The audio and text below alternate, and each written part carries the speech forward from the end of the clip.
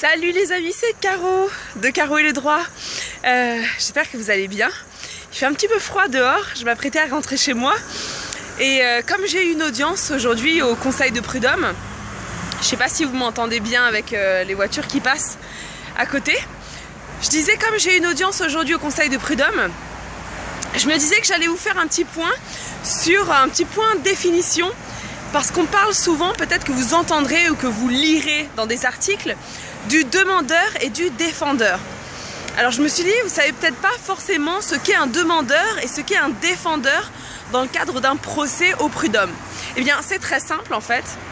Le demandeur, c'est celui qui introduit l'action en justice. C'est-à-dire que c'est celui qui va prendre l'initiative d'un procès, c'est celui qui va assigner l'autre partie.